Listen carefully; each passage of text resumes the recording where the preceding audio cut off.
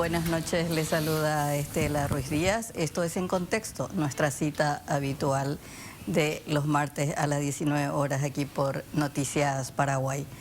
Bueno, ayer amanecimos sorprendidos con el allanamiento mortal en la casa del diputado Lalo Gómez, un procedimiento que deja muchas dudas y que puso bajo la lupa a la Policía Nacional, a la Fiscalía, al juez de la causa.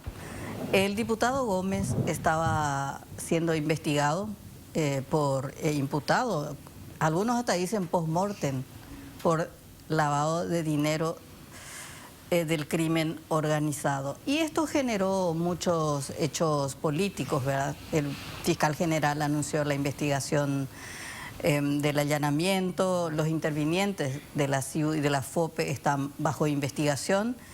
Y hay una especie de mini crisis o una diferencia muy importante dentro del gobierno, porque hoy la Cámara de Diputados aprobó una resolución o una declaración en la que solicitan la renuncia del ministro del Interior, Enrique Riera, y del comandante de la policía. Más temprano, ayer mismo, el expresidente Horacio Cartes, presidente del Partido Colorado, había dado su apoyo a los organismos de seguridad, a la Fiscalía y al Poder Judicial, al tiempo de reclamar también una investigación detallada. Peña, el presidente Peña esta mañana claramente le daba su apoyo a Enrique Riera, el comandante de la policía, y cuando aprobó la Cámara de Diputados esta resolución, el vicepresidente Aliana manifestó públicamente su desacuerdo con esta posición. Y nosotros siempre tratamos en nuestro encuentro de los martes hablar con la gente que sabe, con la gente que es protagonista de la política, y por ello invitamos hoy a la diputada Rocío Vallejo. ¿Qué tal, diputada? Muy buenas noches, Estela, Derlis y a toda la audiencia. Senador Derlis Maidana, ¿cómo está? Buenas noches, Estela, a la diputada Rocío Vallejo, mi mayor respeto y por sobre todas las cosas a la audiencia. Muchísimas gracias por estar acá. A criterio de ustedes, la diputada Rocío Vallejo de Patria Querida fue fiscal, por lo tanto conoce mucho el procedimiento. El senador Maidana es abogado. Así que voy a preguntar, vamos a empezar por el principio, el procedimiento, el allanamiento en sí. ¿Ustedes creen que hubo errores y cuáles fueron esos errores a criterio de ustedes? Vamos a empezar con la diputada Rocío. Bueno, viste, Estela, hay varias dudas al respecto. A mí me gustaría aclarar dos de las principales. La primera, que se establece que el domicilio del diputado no podía ser allanado. ¿Qué es lo que dice la Constitución Nacional? Nosotros los legisladores tenemos inmunidad de opinión, es decir, por lo que decimos no podemos ser procesados. Tenemos inmunidad de detención, salvo flagrante realización de un hecho punible, es decir, que vos estés realizando en ese momento. Es decir, en el caso del diputado Lalo Gómez no podía darse eso porque los hechos que se le imputan son del 2020, 2021, 2022. Y tenemos inmunidad de procesos, es decir, si no nos sacan los fueros no pueden procesarnos, ¿verdad? Pero la gente dice no podía entrar a la casa porque es legislador. Y aclararle a la ciudadanía que eso no es así. Sí podía entrar a la casa, no existe una inmunidad de tu propiedad, de tu casa, de tu vehículo, porque a ver, con ese criterio, si nosotros somos legisladores y estamos por mal camino, entonces vamos a guardar toneladas de cocaína, vamos a guardar dinero en efectivo proveniente de hechos ilícitos, vamos a guardar muertos, vamos a guardar prófugos. No. Entonces, señores, que quede claro que sí se puede allanar la casa de un legislador. La inmunidad es a la persona. Eso por un lado. Por otro lado, lo que se discutió bastante y se discute bastante es si se podía hacer a la noche. Eso también está previsto en el Código Procesal Penal y existe una autorización, es decir, a la noche se puede realizar el procedimiento cuando existe una autorización judicial, que en este caso lo había. No tenemos que perder, Estela, el contexto, haciendo juego con el nombre del programa. No hay que perder el contexto, que esto se trata de una investigación de crimen organizado y es una investigación incluso que tiene un seguimiento en el Brasil. Es decir, no estamos hablando de algo menor y generalmente en grandes procedimientos se utiliza la táctica de entrar de noche. Eso la decisión de haberlo hecho tienen que explicarlo los fiscales en su momento, cuáles eran los riesgos que ellos sostenían y todo lo demás, ¿verdad? Pero sí se puede hacer a la noche, sí se puede hacer a la noche. Hasta ahí yo creo que la legalidad corresponde, sale el mandamiento de allanamiento. ¿Quién es el autorizado a entrar a la casa ajena? Porque un allanamiento es un permiso para violar el domicilio ajeno, ¿verdad? Como decimos en derecho penal. Entonces, el que tiene el permiso es el fiscal, es decir, los fiscales, porque habrán visto el mandamiento de allanamiento, están autorizados muchísimos fiscales al procedimiento. Entonces dice, se le autoriza a los fiscales nombres, ¿verdad?, a entrar acompañados de funcionarios, asistentes fiscales, técnicos y policía de la FOPE y de SIU. O sea, se especifica qué autoridad policial le va a acompañar al fiscal, ¿verdad? Entonces, quien está al mando del procedimiento fiscal, del procedimiento de allanamiento, es la fiscalía. A ellos se le autoriza ir acompañados de la policía. El juez autoriza. El juez autoriza y la fiscalía es la que lleva el mandamiento y debe, normalmente, bueno, en este caso fue derribo de puertas y todo lo demás, no sé si hubo tocar el timbre primero, ¿verdad? Sí que pasaba o algo así, pero hay que mostrarle la orden de allanamiento y hay que decirle para qué uno se va. Y en ese contexto la orden de allanamiento decía poder aprehender a personas que ellos estaban buscando, incautar documentos, etcétera, etcétera. Bueno, el tema en discusión principal, Estela, y yo decía hoy en mi alocución, es que no tenemos una filmación. Yo creo que ahí está el principal error. El principal error es que al hacer un procedimiento tan delicado como este, ¿verdad?, siendo de crimen organizado, siendo que involucraba el allanamiento de madrugada a la casa de un legislador, ¿cómo no se previó la filmación de todo el procedimiento? Porque ponerle que no, acá hubo un desenlace fatal que para mí, vamos a hablar después de eso, pero ¿cómo no se previó la documentación de todo el procedimiento?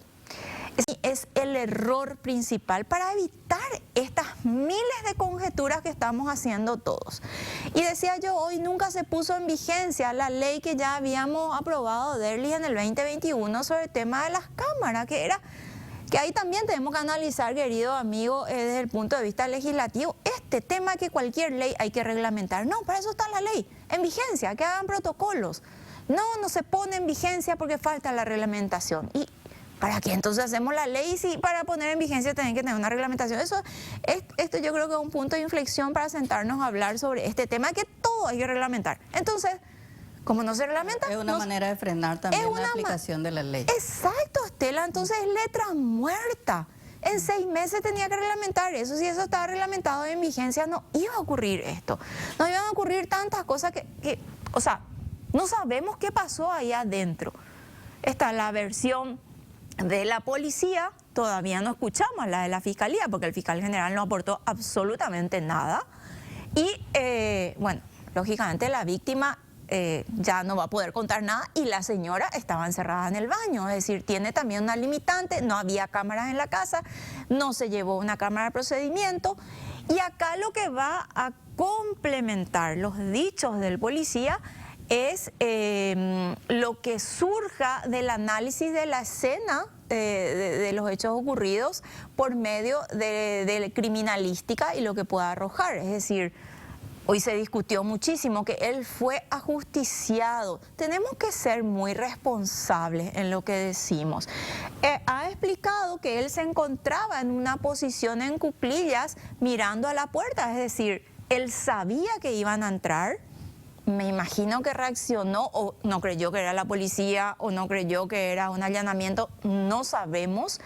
Pero él estaba esperando que entre alguien y lo que se dice es, él estaba en cuclillas para disparar. y disparó, dicen los policías, y nosotros reaccionamos. Entonces, vamos a irnos a esa parte, sí, diputada, enseguida, porque sí, quiero escucharlo al senador Derlis Maidana, para ver esa parte, diríamos, del allanamiento, el procedimiento, esos puntos que planteaba también la diputada Rocío, si usted está de acuerdo. ¿Qué es lo que usted, a su criterio, su opinión de todo esto que pasó? Bueno, en primer lugar, estoy casi totalmente de acuerdo con la diputada, excepto en algunas consideraciones.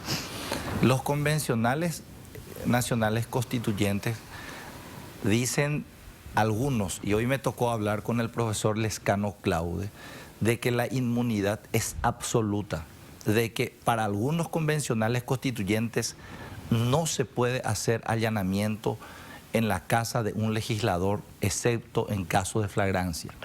Para otros, y yo comparto un poco más la tesis de Rocío, en cuanto a tenemos inmunidad de arresto, de opinión y de proceso, una inmunidad un poco más relativa. Entonces, la primera variante que hay, y lo dice el doctor Marcos Con Gallardo en un informe preliminar elaborado a la presidencia del Congreso, de que en primer lugar hay ciertas violaciones al artículo 191 de la Constitución Nacional.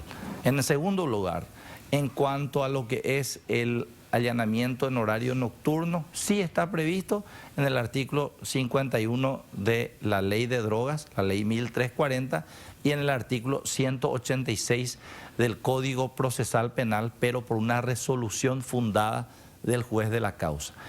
Y en tercer lugar, el procedimiento de por qué no se esperó a que amanezca, de por qué no le aprendieron si viene cada miércoles, cada martes en la Cámara de Diputados, de por qué no se esperó primero que se haga el desafuero por parte de la Cámara Baja, miles de interrogantes. Y en eso nosotros le damos la derecha al presidente de la República, a que se forme una comisión de investigación, que se delimiten las responsabilidades, y aquellos funcionarios que están dentro de la órbita del Poder Ejecutivo que actuaron mal, por supuesto deberán irse a sus casas, pero a las resultas de esta investigación, de la escena del crimen. ¿Hubo apresuramiento entonces de la Cámara de Diputados para aprobar? Nosotros respetamos una decisión soberana de la Cámara de Diputados, y principalmente por diputados de nuestro partido y en un 80-90% de la bancada de Honor Colorado. Hay que tener en cuenta de que ellos también perdieron a un colega. Yo ayer estábamos en Foz de Iguazú antes de la sesión del Parlasur, y realmente estábamos desayunando con varios diputados y ahí aparece la noticia y quedaron conmocionados. Entonces, lo que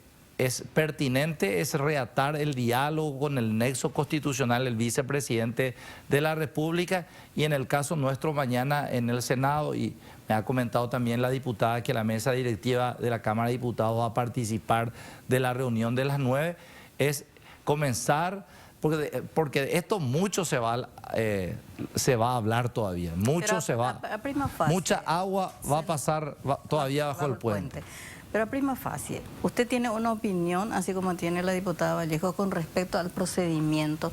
¿Estuvo bien, estuvo mal, tiene muchas dudas, no tiene dudas? El procedimiento, por supuesto que tiene dudas y deberá ser aclarado. La actuación de los jueces y fiscales por el jurado de enjuiciamiento de magistrados, la actuación de los representantes del Poder Ejecutivo a través de esta comisión bicameral, y si hay responsabilidad del fiscal general del Estado también, todo eso tiene su conducto pertinente, pero de que hubo dudas en cuanto al procedimiento, por supuesto. ¿En qué momento apareció el acta de imputación?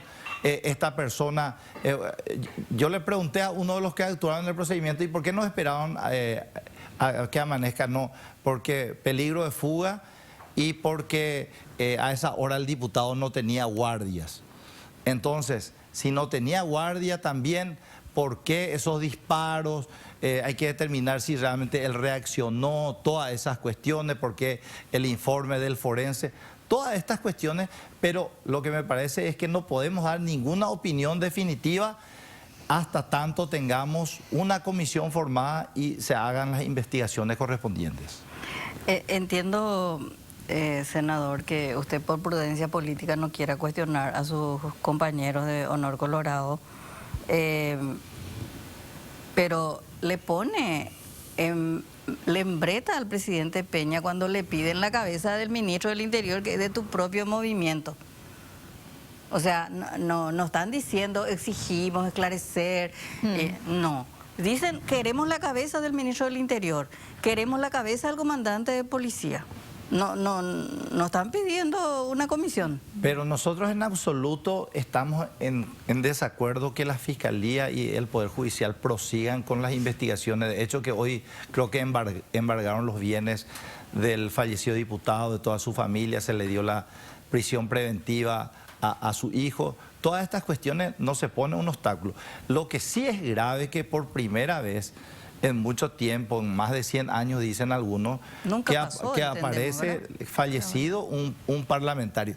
Independientemente, y eso, los fueros, independientemente, los fueros se deben cumplir independientemente de la gravedad de la pena o el tipo penal que se le acusa al parlamentario. O sea, es una cuestión difícil, una cuestión grave lo que pasó, y si se determina que algunos responsables fallaron, y bueno, deberán pagar por eso. Ahora, justamente también, ¿cómo se resuelve esta diferencia ahí? Diputada, estuviste vos en la sesión y parece que ayer fue como más violenta la reacción de los diputados de Honor Colorado. Parece que como que después se calmaron después de la posición pública de Horacio Cartes, porque Horacio Cartes emite una opinión a través de la cuenta X, donde él dice, por un lado, que pide el esclarecimiento, pero a la vez da el apoyo total a la policía, a la fiscalía y al Poder Judicial. Y creo que en cierta forma eso como que puso paños fríos ayer por lo menos. Así yo vi el clima, diputada. Bueno, hoy la discusión fue extensa, ¿verdad? Con relación a esto, pidiendo cabezas, pidiendo responsables, pero ahí un poco con relación a lo que decía Derlis, o sea, ¿cómo vamos a destituir fiscales, ministros si no sabemos lo que pasó? Hasta ahora no sabemos exactamente qué pasó ahí adentro. No tenemos la versión oficial, vuelvo a reiterar, tenemos que ir por parte, ¿por qué le dispararon? Pero acá lo que se dice es que él disparó primero. Entonces, nosotros en derecho penal a esto le llamamos determinación de los hechos, de las circunstancias fácticas, sin elementos ni condimentos, ni políticos ni jurídicos. O sea, ¿qué pasó? ¿Cómo fue? Entraron, advirtieron que era la policía, ¿qué recibieron como respuesta? Echaron la puerta, ahí reciben los balazos, ellos responden. Es decir, necesitamos ese relato fáctico, ordenado, para poder tener una opinión acabada, Estela. Pero acá, ¿qué es lo que se hace? Ni siquiera sabemos qué pasó, ya se pide la cabeza del ministro, del fiscal, de esto, de lo otro. O sea, acá ellos tienen que responder por los actos. ¿Qué se gana pidiendo la cabeza? Además, también como que se exageran porque uno dice, ¿qué tiene que ver el fiscal general del Estado con lo que pasó ayer, verdad? Porque pedían, incluso creo que algunos querían plantear juicio político al fiscal general del Estado, ¿verdad? Juicio político, pero de todo, juicio político a todo el mundo ya se está hablando. Incluso al ministro Riera. Claro, al ministro Riera. Entonces vos decís, pero espera un poco, estos mismos que hoy están diciendo que Riera era un inútil, hace poco estaban diciendo que era lo máximo con la operación Veneratio. Entonces, ¿qué es lo que hay atrás? Y un diputado que agarra al representante del jurado, que yo públicamente, Estela, lo vengo sosteniendo, el jurado tiene que desaparecer. No sé, en algún momento tenemos que cerrar por inutilidad y por extorsivo. Entonces dice el diputado, vamos a iniciar de oficio. Había un proyecto hoy de otro diputado que metió para que se inste a que se inicie de oficio una investigación a los fiscales. ¿Por qué? Porque ni siquiera tenemos claro qué es lo que pasó. Y quieren separar, destituir a fiscales que hicieron un acta de imputación de más de 50 hojas relatando hechos en forma bien precisa y evidentemente documentada. ¿Y qué se gana? ¿Quién gana? ¿Quién gana cuando se van los fiscales del caso? El crimen organizado, Estela. ¿Quién gana? cuando se van las personas que saben lo que está ocurriendo en el caso. El crimen organizado. ¿Quiénes piden la cabeza de los que conocen lo que está pasando con el crimen organizado? Bueno, ahí tenemos las filmaciones y para que no se sientan ofendidos. Senador, en ese sentido, usted es miembro ahora del jurado de enjuiciamiento de magistrados. Ah, vos, pero estás en Sí, jurado. claro, porque él le Tiene que reemplazó, desaparecer él de le él. reemplazó al doctor Hernán Rivas. Por lo menos vos tenés título, ¿verdad? Me consta, me O consta. tenemos que revisar tu facultad. pero- No, Vamos a revisar. Vamos a Vamos a revisar. confiar en él. Entiendo que el diputado Arévalo también metió un pedido de enjuiciamiento a los fiscales del caso, pero como que también hubo paños fríos ahí. ¿Qué van a hacer en el jurado de magistrados? Mañana a las 14 se convoca una sesión extraordinaria del jurado para que se dé entrada a ese pedido y Secretaría notifique a todos los miembros que están en forma telemática o presencial de hasta cuándo el jurado tiene tiempo para iniciar de oficio. Mi posición es un poco diferente de los señores diputados, pero yo estoy de acuerdo con la investigación de toda la gente que intervino en el procedimiento, en absoluto. No estoy diciendo quiénes son culpables y coincido con Rocío, cuando tengamos los informes pertinentes, las pericias, allí tal vez vamos a tener un panorama más claro. Claro. Pero no podemos decir no a la investigación también. No a la investigación de lo ocurrido, ni tampoco podemos decir no a la investigación de la carpeta sobre el crimen organizado del cual era sindicado el exdiputado. ¿A qué hora es mañana la sesión? 14 horas. A las 14 horas. Y si el fiscal general, entiendo que está invitado a esa sesión bicameral, Sí, eso es mañana a la mañana. 14 horas lo del jurado. Sí. al jurado, él a la mañana. A las 9. A las 9. Bueno, ¿qué pasa si el fiscal general se va y les convence? Les convence que el operativo estuvo bien, de cómo fue el procedimiento. Derlis Maidana, senador Colorado y miembro del jurado de magistrados, Sí. va a tener una posición específica de acuerdo a lo que escuchó en el Senado esa mañana. Por supuesto, todas las informaciones van a ayudarnos a formar nuestras convicciones, pero en el caso del fiscal general va por cuerda separada porque allí en el jurado lo que se le va a investigar eventualmente es al juez y a los fiscales que actuaron en el procedimiento, no al fiscal general. Claro, pero él va a ir en representación pues, de esos fiscales que actuaron. No es una charla Por sobre eso, el Ministerio Público. mucho es sobre todavía, este yo creo que- procedimiento Esperemos que no. particular. Yo creo que se va a debatir, tenemos que saber cuanto más tengamos nosotros y la ciudadanía información que logre el esclarecimiento de todos estos hechos, será beneficioso para el país. Ujú. Ahora, en el tema de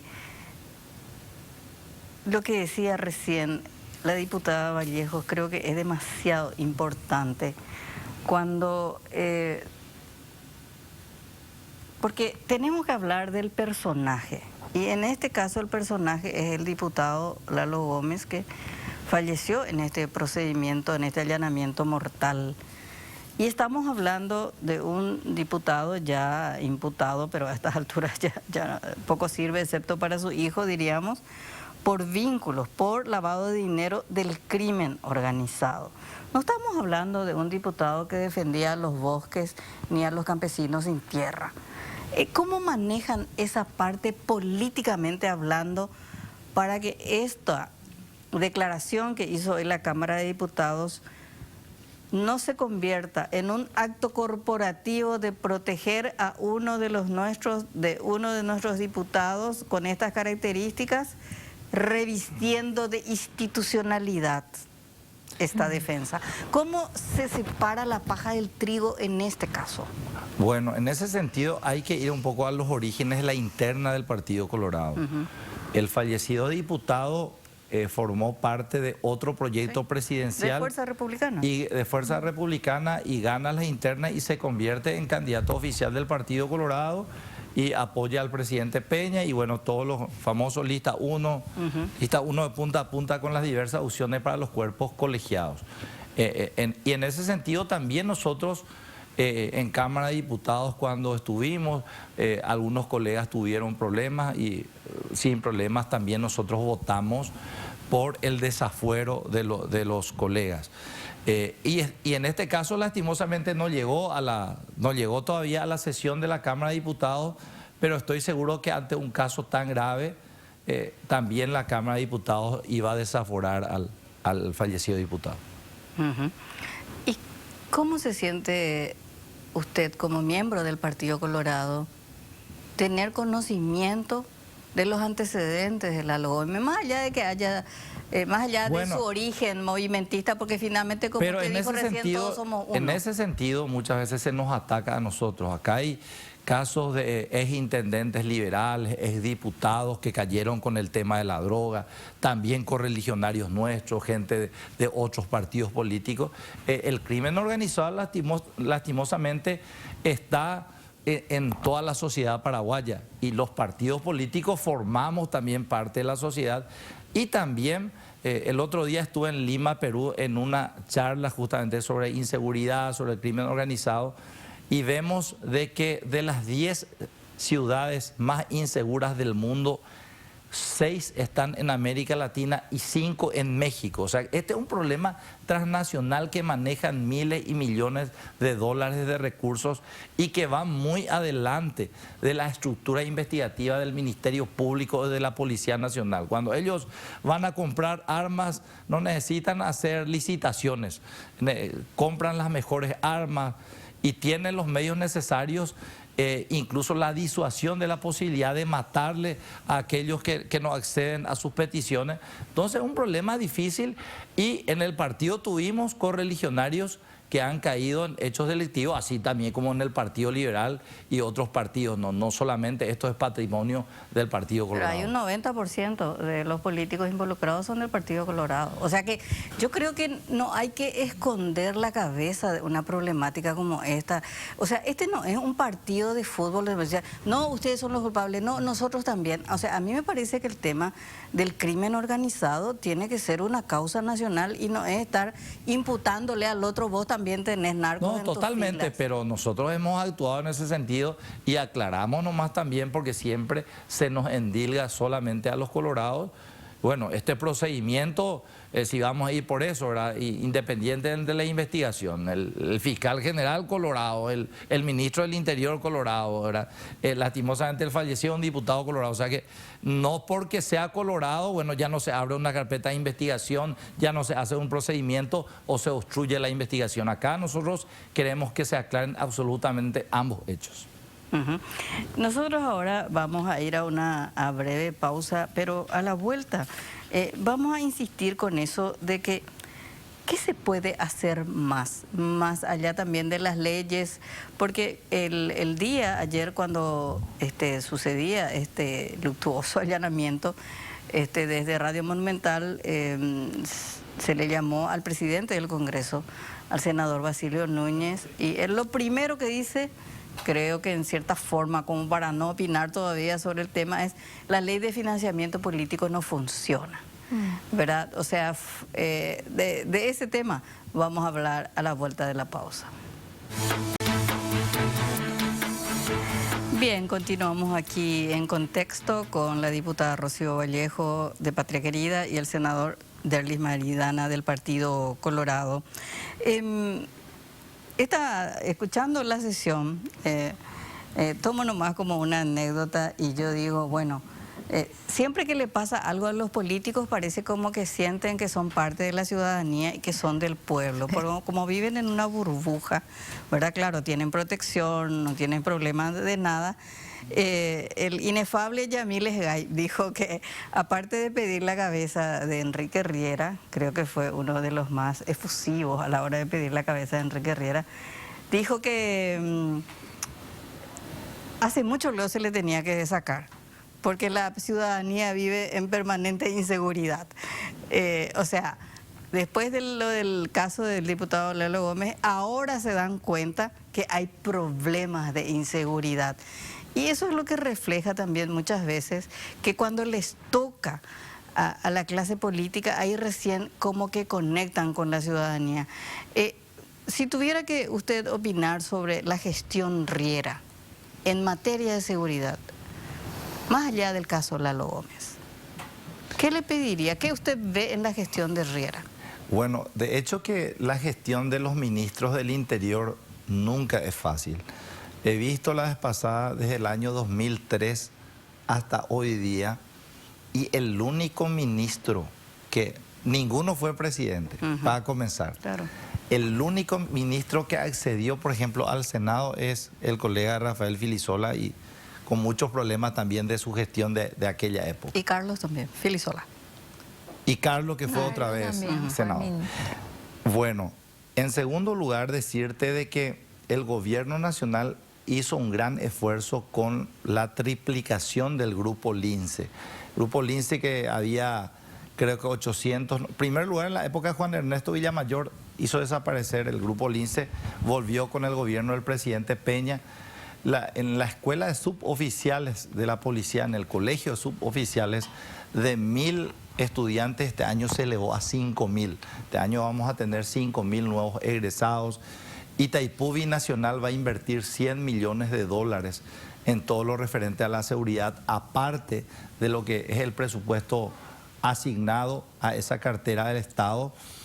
Pero no olvidemos también de que a pesar de que nuestro país está mejor que otros países en el crecimiento económico, pasa también por una cuestión económica, ¿verdad? La situación de la inseguridad. Mucha gente que le faltan mayores oportunidades, que no estudió. Creció el desempleo, senador. Que vino del campo a la ciudad, y una urbanización terrible hace unos años que afecta no solamente a la Gran Asunción, sino a las grandes cabeceras departamentales. Entonces, es un problema bastante complejo, y por sobre todas las cosas, el crimen transnacional.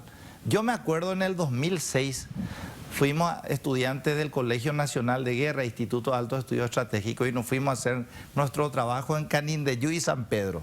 Y un exdiputado nos atiende y habla, cuenta una anécdota del entonces director de Itaipú, Víctor Bernal, que dio aportes para la construcción de una escuela. Y le dice, y se va Víctor Cervantes, nuestra escuela ya está por terminar. No, todavía no empezó, le dijeron las autoridades de Canindeyú. ¿Y por qué? Y porque nadie quiere trabajar, y porque en la construcción se gana 100.000 por día, pero en la droga trabajan en los montes, ganan 350, 400.000 guaraníes por día. Y hoy también con el tema de la producción agrícola, la sequía, las inundaciones, mucha gente opta realmente por trabajar para el crimen organizado como una salida rápida, como fuente de ingresos y como un problema que ni siquiera las grandes potencias pueden solucionar. Entonces, convivir con todos esos temas para cualquier ministro del Interior es difícil, pero yo confío mucho en la honestidad del ministro Riera, porque lo conozco y sé que está poniendo su mayor esfuerzo en ayudar en este difícil problema. Nadie tiene la solución total a este problema, ni en las mejores democracias del mundo. Diputada, el tema del crimen organizado, estamos viendo con las noticias de cómo se infiltró y se inficionó en la sociedad. Se pone siempre mucho foco en los políticos, pero vemos que tiene impacto en el sistema financiero, en la ganadería, etcétera, etcétera. De repente grandes personajes de la sociedad asuncena están involucrados en el crimen, en el lavado de dinero del crimen organizado. ¿Cómo se hace para que no simplemente la ley de financiamiento político, porque siempre se va a burlar la ley, ¿verdad? ¿Cómo combatimos algo tan grave como esto? Bueno, justamente con relación a la ley de financiamiento político, Estela, yo fui una de las propulsoras de esa ley y le digo a los ministros de TSJE, a los colegas, para mí no sirve. Hay que ser muy sinceros, no sirve. Vemos una en la calle y vemos otra cosa en las declaraciones. Así que tenemos que revisar en algún momento un sistema que realmente sirva para ver qué es lo que gastan los políticos. Hoy, Estela, ya se está en campaña. Hoy se está en campaña y se está gastando muchísimo dinero. Vos ves las grandes reuniones, ¿cómo se financia eso? Eso jamás va a pasar por rendición de cuentas para las próximas municipales. Día del Niño. Sí, Día del Niño, millones y millones acá. En juguetes, en meriendas. Vos ves todo, la gente ya está en campaña y ya está gastando. Y esto no pasa por el sistema. Eso en primer lugar. En segundo lugar, con todo esto que lamentamos como seres humanos lo que ocurrió, lamentamos porque estamos en un estado de derecho donde queremos que todo salga bien. Estamos a la resulta de las investigaciones, de la confrontación con la evidencia científica de los dichos de los policías. Pero acá, Estela, no hay que perder el foco que estamos hablando de un supuesto, una imputación de lavado de activos proveniente del narcotráfico. El narcotráfico, que es droga que es mata gente, destruye la sociedad, está destruyendo a nuestros jóvenes, a nuestros niños, se está infiltrando en todo. Y yo creo que somos un poco hipócritas, ¿verdad? Somos hipócritas, somos ñembotabú. Tenemos una ceguera voluntaria ante los hechos reales. Más allá de esto, teníamos hace unos días, semanas, 4.000 kilos de cocaína que caen en un puerto de Asunción.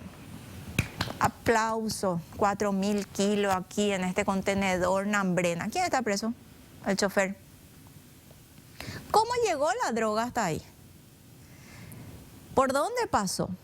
Claro, pues no estamos hablando de 10 gramos. 4.000 kilos, vos te vas por la ruta y le ves que la agarra a ese camioncito chiquitito y al más grande porque todos tienen que pasar por algún lugar. Semanas después caen 4.000 kilos en el exterior. ¿De dónde salió? De Paraguay. 8.000 kilos ya tenés. Descubierto. 8.000 kilos de cocaína. Y la plata, eso es lo que se lava, señores. La plata de eso es lo que se lava, no es lavado de dinero nomás, es la plata a la cual se le está dando una apariencia lícita a través de empresas de fachada o lo demás, que provienen de la droga, de matar gente. Porque para mí, acá es blanco negro, la droga mata gente, destruye cerebro, destruye niños, destruye todo, destruye valores. Porque le ven al narco con su camioneta, con su ropa linda y los jóvenes quieren ser como él. Ese es su modelo, un modelo destructivo. Y entonces, ¿quiénes protegen esta ruta de la droga? 8.000, Estela, descubiertos. 8.000 kilos descubiertos. ¿Y lo que nos descubrimos? Eso estamos hablando de cocaína. Marihuana. Y un poco lo que decía Derlis, la gente no quiere más trabajar en construcción porque le es más rentable la droga. Y bueno, ¿y por qué sigue haciendo droga? Porque hay autoridades que protegen, porque hay políticos que son de esos feudos que están protegiendo la industria de la droga. Droga nomás es. Tienen que ver lo que destruyen. Veía el otro día no me acuerdo si era una serie o una película, donde decía, trata de no mezclar tanto para no matar gente porque nuestro candidato se va a presentar y no tienen que haber muertos. Eso es la droga, señores. No mezcles tanto para no llegar a matar, porque eso nos perjudica políticamente. Entonces acá, Estela, estamos hablando, parece que queremos romantizar algunas cosas, pero no, señores. Esto es crimen organizado y hay que decirlo con mayúsculas. Claro, yo creo que el ejemplo más claro lo da este caso. La Policía Nacional, o sea, los organismos del Estado de Derecho, allanan la casa de un diputado que muere en ese allanamiento, ¿verdad? ¿Y por qué allanan? Porque está vinculado al crimen organizado. Me parece que ese es el punto que hay que debatir, senador. Evidentemente que hay sospechas fundadas de que el fallecido diputado estaba vinculado al crimen organizado y de hecho se estaba iniciando una investigación. Y también decirte que en cuanto al crimen organizado, el gobierno del presidente Peña hizo las mayores incautaciones justamente del tema de la droga, coincido. Seguramente algunas cosas no sabemos todavía, pero se están haciendo las mayores incautaciones, mientras que en la era anterior, en la era Yucio, se liberaban absolutamente toda la frontera. También en las cárceles. Hoy, y decían también en Lima eso, antes para esclarecer un delito había que ir a las comisarías, ahora hay que ir a las cárceles. El PCC nació en las cárceles del Brasil y todas estas organizaciones criminales. Sin embargo, hay un esfuerzo denodado con lo que se hizo con el clan Rotela, que sabemos que es el que repartía la droga en Asunción, Gran Asunción y en varios lugares del interior de la República. Entonces, requiere un esfuerzo y una política de Estado, y al mirar algunas encuestas del primer año de gobierno, siempre la mayor preocupación de la ciudadanía es la ola de inseguridad, ¿verdad? Y me parece que lo que más contribuye a que haya inseguridad es el crimen organizado, por lo cual requiere un compromiso de toda la clase política para enfrentar este mal. ¿Y cómo se hace, senador? Bueno, nosotros creo que en primer lugar, como te dije, juntarnos, ver las posibilidades, las reformas legales. Muchas veces también, y veo eso, de que sacamos leyes, pero no es tanto en las leyes, sino en el cumplimiento de las leyes donde tenemos el problema.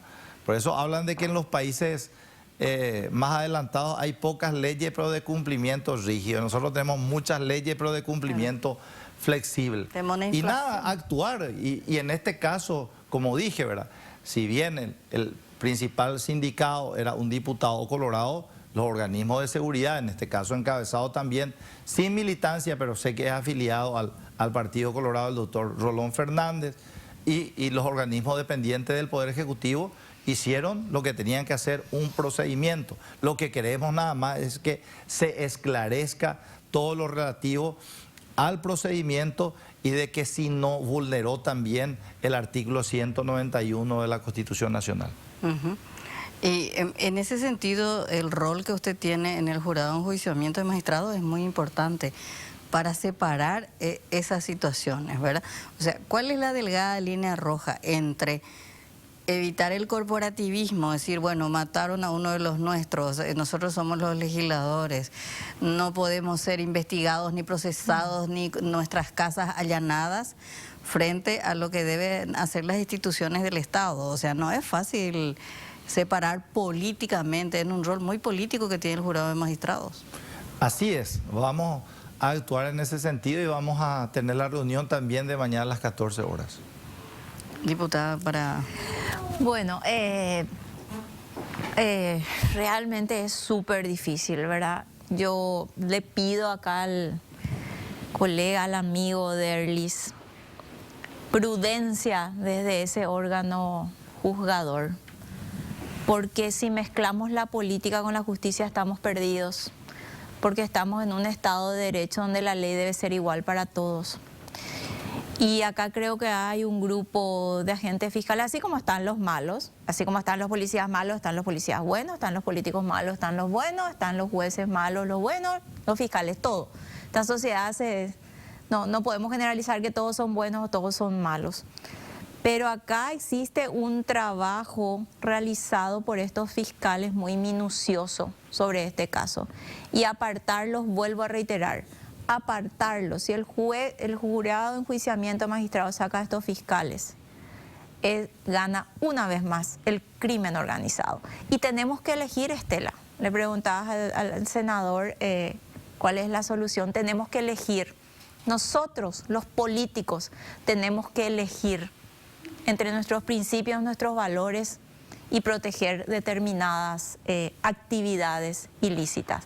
Tenemos que elegir si vamos a ser patriotas o no, y eso no se legisla.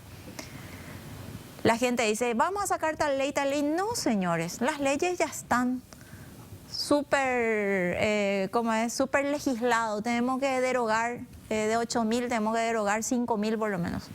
Porque no sirven, ahí está la de llevar cámaras, no sirve. Desde el 2021 es. La integridad, la honestidad, el patrimonio, el patriotismo, la integridad, la honestidad, el patriotismo no se legislan. Y ese es un punto interesante, diputada, porque siempre hay el debate sobre los integrantes de los partidos que están procesados, ¿verdad? Sea por lo que fuere, corrupción y narcotráfico, lamentablemente son dos ítems que siempre están vinculados a nuestros políticos. Y los partidos políticos se lavan las manos llevando al debate jurídico el tema. Dice, cuando sucedió el caso de Chicharro Sánchez, al que mataron también, y decía, él fue procesado y se le preguntó a los miembros del Tribunal de Conducta del Partido Colorado, ¿y por qué no lo sacan del partido? Decían, no, pasa que estamos esperando la sentencia. Y ahí yo pregunto, los clubes sociales son más estrictos para permitir el ingreso de nuevos miembros. Los clubes sociales puede uno estar de acuerdo o no, pero dice, estas características, si usted no llena este perfil, no entra. Hace poco el ex senador Bogado.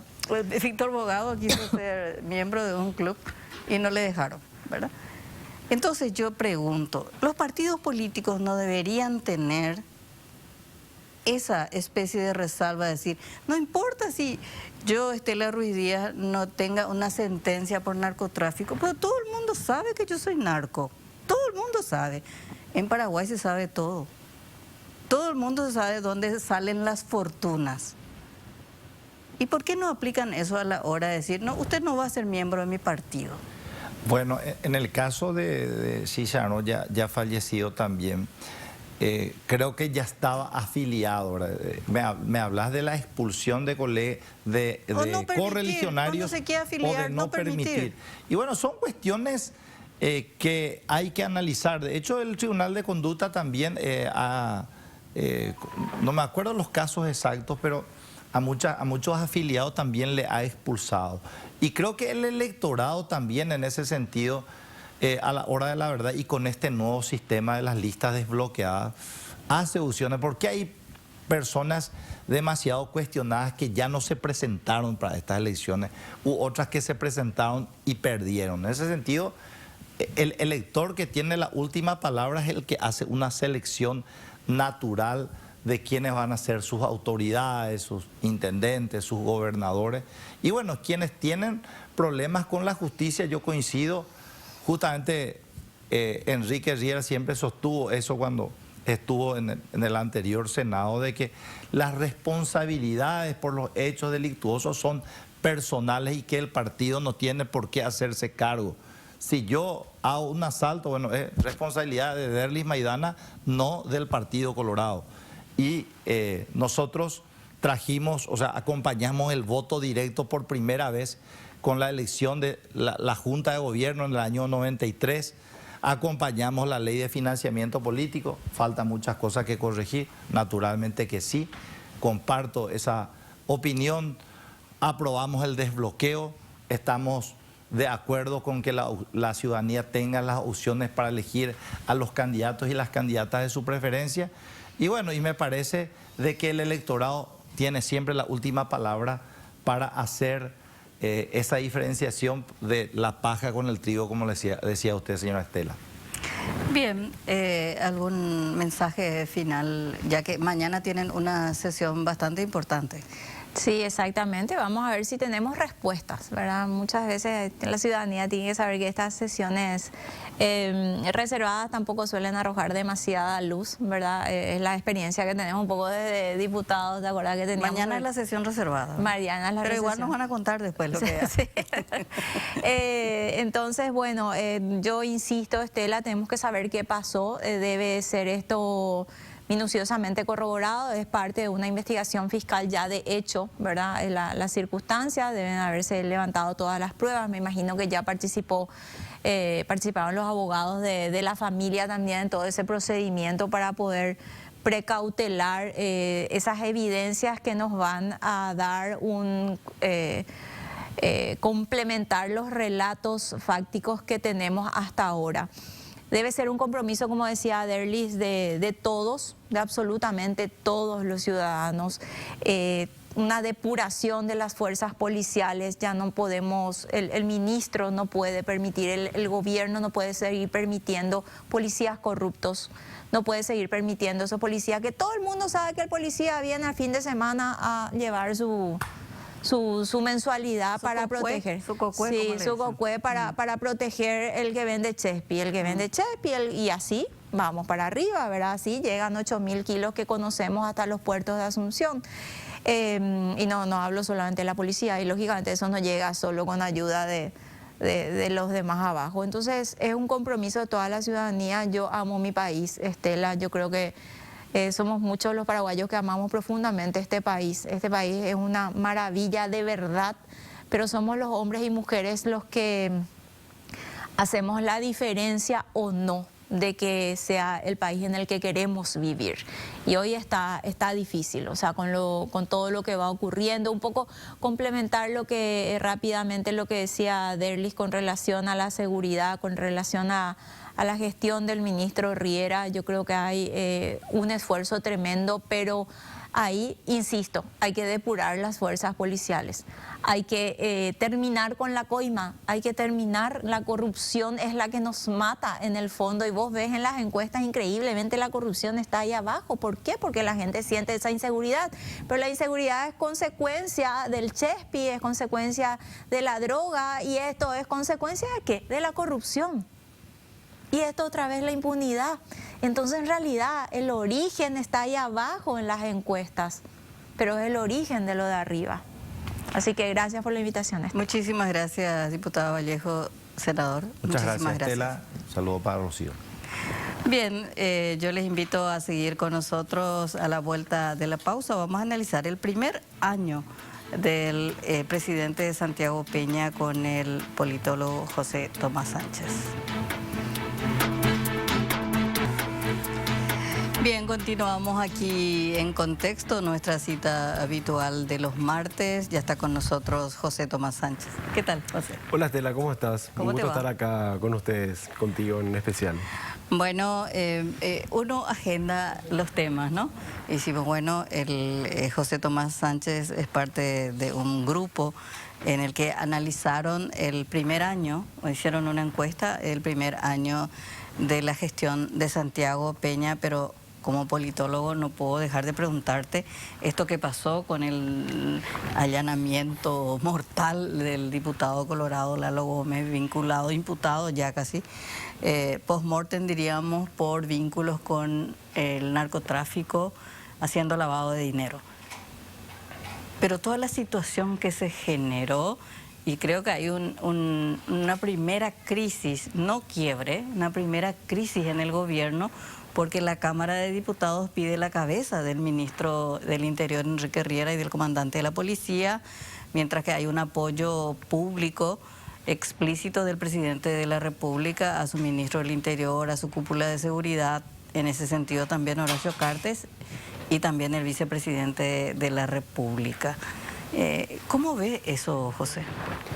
Bueno, muchas gracias En el Estela otra vez por la invitación. En este contexto, si pensamos por ejemplo, las principales crisis por las cuales pasó este gobierno en su año de gestión, casi todas tienen un punto de origen en el Congreso. Esta es la primera crisis que me parece que tiene que ver con el Ejecutivo, ¿verdad? Con si bien, o que no tiene que ver con el Congreso directamente, si bien fue un congresista, el factor digamos, el origen del problema y las investigaciones que se le estaban haciendo, hay entre el sistema de justicia y la intervención de la policía, el reflejo de la crisis golpea contra Riera, del ministro del Interior, ¿verdad? Y si bien Peña en las otras crisis que tenían que ver con el Congreso, él siempre mantenía una situación de una definición de tipo otro poder del Estado, ahora el diputado dijo, no, otro poder del Estado, queremos la renuncia del ministro. A mí me parece que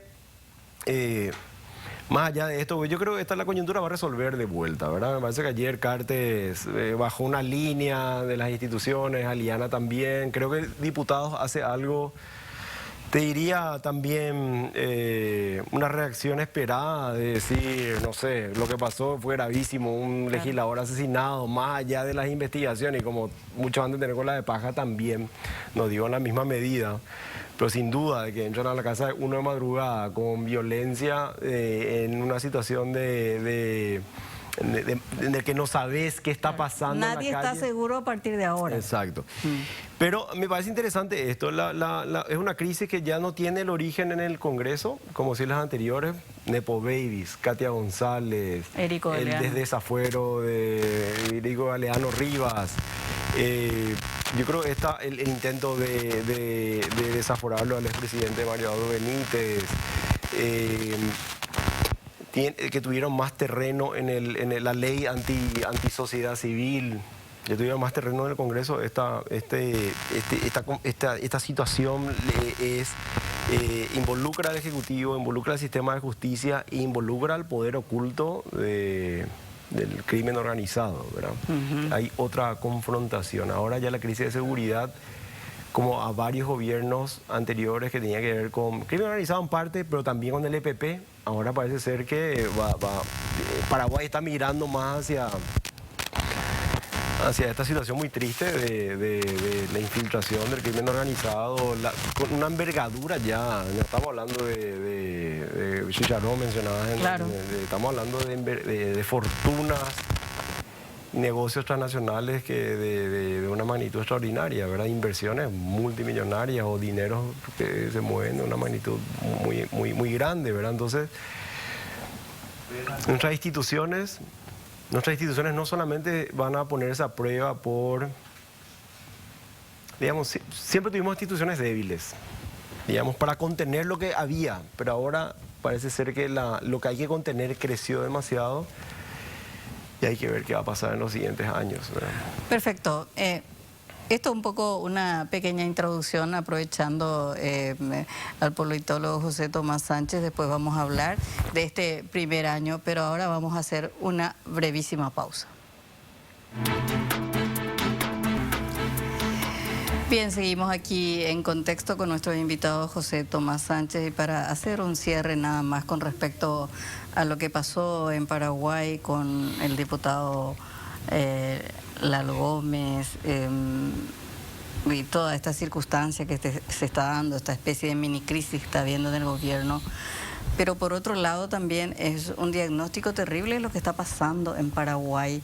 Y mucho siempre se habla de la mexicanización como un país que va y cae ya en el cuando ya el narcotráfico toma todo y ya es prácticamente un estado fallido.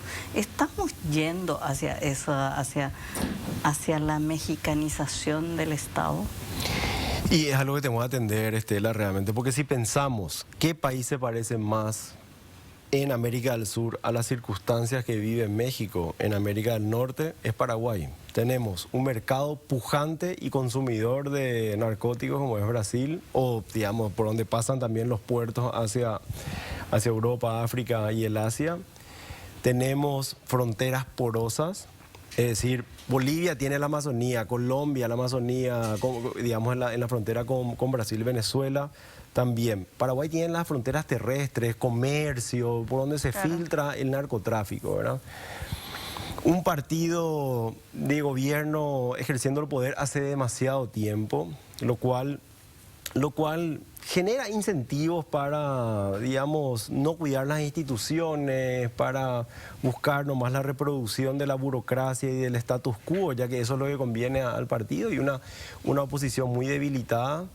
Ahora hay que ver lo que pasó en México también. El descalabro de la violencia en México fue producto por una parte del crecimiento del tráfico de drogas, pero también la desorganización de la política y la militarización de la seguridad interna. Cuando gana Calderón las elecciones en el 2006, le faltaba legitimidad partidaria y saca a los militares en la calle para la guerra contra el narco, ¿verdad? Entonces ahí es cuando comienzan los enfrentamientos. Como no tenían instituciones preparadas, ¿cuál fue la consecuencia de eso, Estela? Y fue que los narcos mataban 2 personas primero, después 20 personas, y no pasaba nada, y después 200 personas y no pasaba nada, y después ya tomaban ciudades enteras y se se expandió una cultura, se mimetizó en la vida de la familia, en la vida nocturna, que hay un narco y le diga a un padre de familia, le lleva a tu hija, las músicas narcos, los narcocorridos, es decir, toda esa vida cultural que ya hay, uno ya estando en la frontera paraguaya con Brasil ya ve esos indicios. Uno ya ve la autocensura, ya ve en la calle cómo no querés tocarle la bocina a cualquiera, se ve eso en el trato cotidiano. Digamos, es muy preocupante realmente, tenemos que reflexionar mucho sobre eso. Si hay un gobierno de un partido que está hace tanto tiempo en el poder y con este partido es que llegamos a estas circunstancias, ¿este partido va a resolver ese problema? Este partido político, estoy hablando del Partido Colorado. Y mira, en una situación de hegemonía absoluta hoy del control del Estado. Bueno, en primer lugar, el PRI es distinto al Partido Colorado en el sentido que el PRI no tenía esta dinámica de alternancia interna que tiene el Partido Colorado, donde son rivales, por lo menos en las cúpulas, confrontan y en general el que está fuera del poder gana, ¿verdad? Entonces, yo creo que eso hace que haya algún cuidado con mantener reformas, ¿verdad? En algunas áreas por lo menos, y por eso también en 20 años el Partido Colorado ha contribuido en algo con algunas reformas. Tiene muchísimas limitaciones el hecho de que no haya alternancia total, que un partido no salga del poder, por supuesto, ¿verdad? Pues queríamos poner esa diferencia. La segunda diferencia es que el mercado del tráfico de drogas aumentó muchísimo a nivel mundial y vemos en la incautación de cocaína en Amberes, Bélgica, en Europa. Aumentó muchísimo de 2017 a 2018. Si uno compara la cantidad de incautaciones, esto lo hizo Rodrigo Ibarrola en un artículo anterior de Cómplice. La cantidad de incautaciones de procedimientos entre Cartes y Mario Abdo, los dos gobiernos, no varía mucho, 40 y 44 más o menos. Pero el volumen de incautación de Mario Abdo es mucho mayor que el de Cartes. Pero en parte porque lo que está sucediendo por detrás es que el mercado internacional crece demasiado en esa época. Y por eso probablemente también Peña va a incautar más que a Mario Abdo, ¿verdad? Entonces, el punto es que donde estos inversionistas ponen la plata es donde ese es un factor también. Vamos a poner la plata en Guayaquil y destruyeron Ecuador, que no era un país exportador del narco, y lo destruyeron en 5 años, ¿verdad? Entonces, ese va a ser el segundo desafío. No tiene tanto que ver con la política doméstica, pero ¿cómo vamos a reaccionar ante un crecimiento inmenso? ¿Estaban preparadas nuestras instituciones? Me parece que no. La política, tenemos partidos, digamos, en la oposición en desintegración, ¿verdad? Y con el desafío de reintegrarse, ¿verdad? Y el Partido Colorado con una situación inusual de hegemonía interna, lo que también hay que ver cuánto tiempo dura, porque no hay elecciones en el horizonte inmediato, ¿verdad? Entonces, yo creo que un factor que colabora a que el partido, aunque no nos guste a los politólogos que haya un partido que gane siempre, hay que reconocer que el hecho de que haya alternancia interna ayuda algo en mover para adelante las reformas, porque viene un opositor y dice, estaba haciendo mal las cosas y voy a hacer mejor. Por lo menos dentro del Partido Colorado. Entonces, esos son algunos elementos a considerar. Bueno, vamos a la encuesta y este análisis que hicieron, una encuesta CIS, dice preocupaciones económicas y sociales en el primer gobierno de Peña. No sé, Jenny, si podemos ver un poco esos resultados con respecto a la gestión de Santiago Peña, más bajo, si nos podés hablar, José. Sí, ¿Cómo se evalúa, diré? Sí, más abajo, Jenny. Ahora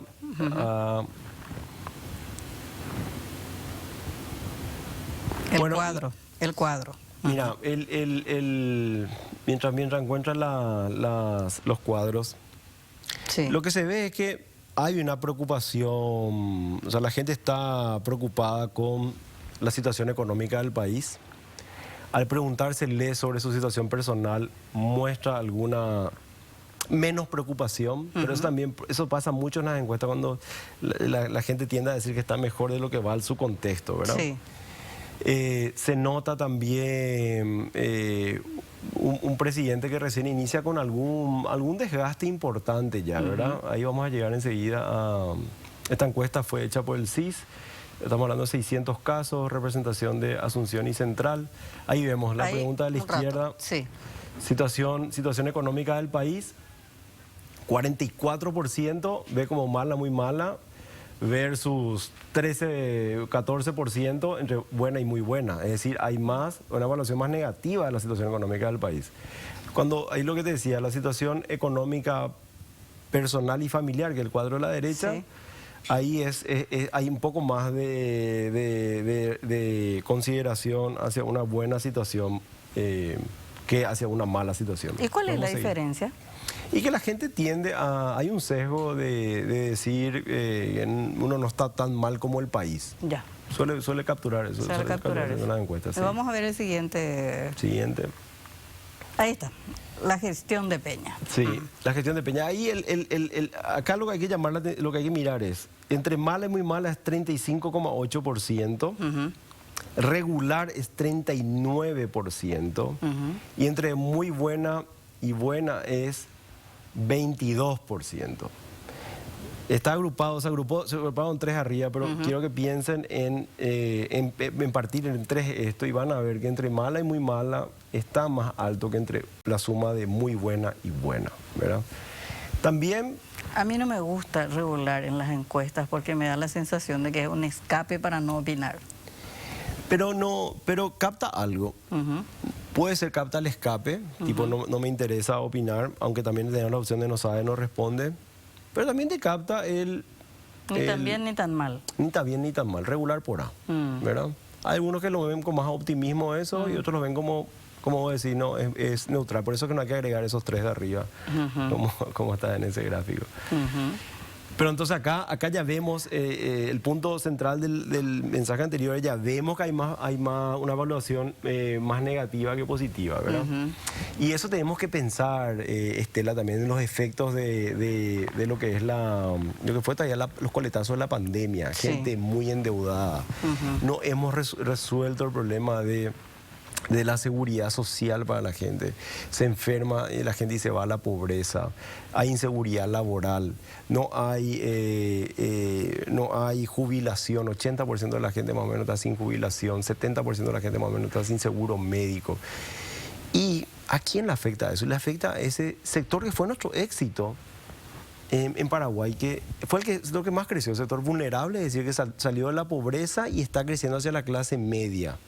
Por ese sector que maneja Bolt, servicio doméstico, trabaja en una estación de servicio, delivery, sufre todas las inseguridades posibles. Y ahí no tenemos respuesta. Porque Tecoporá está para resolver el problema de la pobreza extrema. Adultos mayores, alivia algo el hambre de los adultos mayores en situación de pobreza.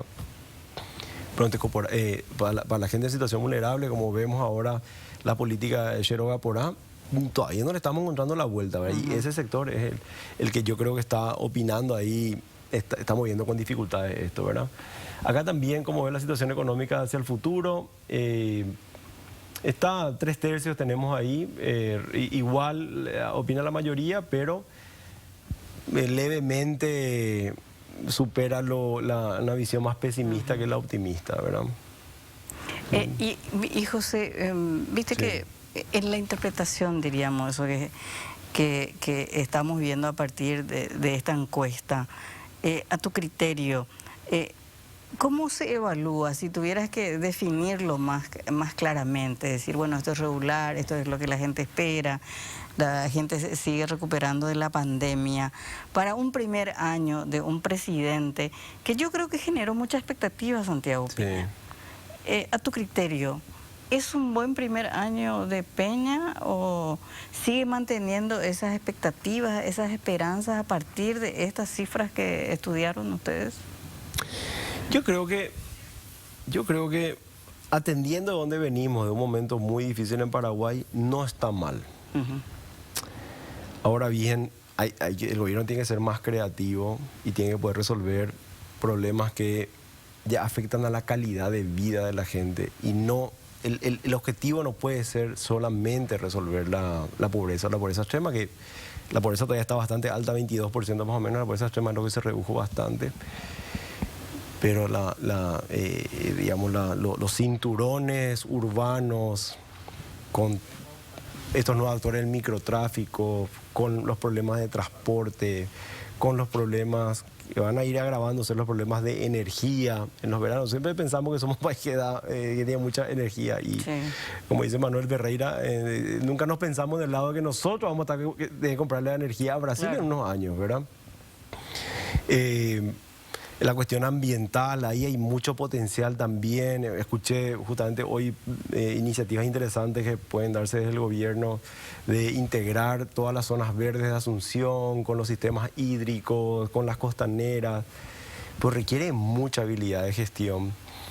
Y yo creo que al gobierno, el gobierno tropieza, el Poder Ejecutivo todavía tropieza con, no digo un presidente, pero una presidencia débil todavía, en su capacidad de empujar y unificar los criterios de gestión en todo el Poder Ejecutivo, ¿verdad? Hay una pregunta sobre la autonomía de Peña, que fue un poco lo que más se habló en este primer año. ¿Cómo le ve la gente a Peña? Fíjate esta pregunta que hicimos de evaluación de Peña. Hay otra encuestadora, Larisa Chase, de ICA. Ella, la pregunta que hizo en los primeros 100 días fue: ¿cómo evalúa al gobierno? Y lo interesante de esa pregunta es que ella logra rastrear para atrás desde el 2013 hasta hoy la satisfacción, lo neutral o la insatisfacción. Y Peña tiene la satisfacción más baja comparado con el primer año de Cartes y de Mario Abdo, la más baja. Sí tiene una neutral alta, es decir, hay mucha gente con expectativa, pero una insatisfacción relativamente alta, estamos hablando a diciembre, que fue cuando midió. Entonces, también podemos pensar que venimos arrastrando un periodo de inestabilidad económica, endeudamiento, mucha destrucción de empleo. Ahora salieron los números del Instituto Nacional de Estadística también mostrando la bomba atómica del empleo femenino en el sector agrícola. Como entre este trimestre y un año atrás, hay una deficiencia de 48.000 más o menos puestos laborales femeninos. Sí. Y es terrible, ¿verdad? Entonces, hay muchos desafíos que van a requerir de una capacidad de gestión que como ciudadano paraguayo espero que se dé a partir del segundo año, ¿verdad? Porque muchas reformas se hicieron, la de NIT y los aumentos... tenemos el aumento de recaudación como nunca antes, en parte producto de la DENIT, en parte producto de políticas monetarias en Argentina, pero el Estado está recaudando, está mejorando la ubicación de sus bonos, el grado de inversión. Todo eso genera oportunidades para mejores políticas públicas, para gastar mejor, para introducir más reformas que cambien la vida de la gente. Es decir, no solamente reformas procedimentales, que son difíciles, pero que no son estas reformas de expansión de Tecoporá, que claro, en su momento con Lugo marcó un rumbo, ¿verdad? La política, la inclusión en la política de salud con Esperanza Martínez, o la reforma en la época de Nicanor para sacarnos una crisis muy grande que articuló, hizo reformas radicales a nivel institucional, mismo las reformas de Cartes en su inicio de gestión. Digamos, ahora hay que hacer reformas también que cambien la vida, y me parece que este sector, que fue la base social de Payo Cubas, también sector urbano, vulnerable, desconectado, nos pone en un desafío político importante porque, perdón, me estoy alargando la respuesta, pero nosotros tenemos el siguiente desafío. Teníamos un tercio, un cuarto del electorado paraguayo que desde el 93 para acá votó Caballero Vargas, Fadul, Lugo, centro izquierda, centro derecha, y se volvió antisistema. Tenemos otro sector que es el Partido Colorado, que más o menos tiene entre 42-44% de las preferencias, ¿verdad? Y tenemos el otro del sector liberal, cuya identidad sigue bastante estable, pero la organización para arriba se descompuso. Sí. El problema va a ser ahora, o está haciendo, y ya se vio en las elecciones pasadas, que estos dos actores, el electorado no se puede juntar porque ya tienen otras expectativas tienen políticas. otras visiones. Entonces, con esta división de preferencias del electorado, vamos a ver seguramente cosas difíciles a nivel político. Va a requerir mucha habilidad de los liderazgos realmente. Bien, José Tomás, después de escuchar esto seguramente vamos a seguir analizando. Yo te agradezco siempre por tu participación aquí en el programa. Gracias, Tela, por la invitación. No, por favor. Y bien, de esta manera llegamos nosotros al final de nuestro programa En Contexto y por supuesto vamos a seguir con esto que está pasando. Mañana el Congreso se reúne, va a seguir debatiendo esta situación que se dio con el allanamiento mortal a la casa del diputado Gómez, las implicancias políticas, cómo va a resolver, diríamos, esta pequeña mini crisis que está teniendo Santiago Peña, sobre todo con la Cámara de Diputados. Estamos viendo una diferencia con el Senado es mucho más prudente, dice que hay que escuchar a las instituciones involucradas, que den sus explicaciones y que después se tomen las medidas. Todo esto, por supuesto, vamos a seguir analizando mañana en Radio Monumental. De parte nuestra, muchísimas gracias por estar ahí y nos volvemos a encontrar el próximo martes.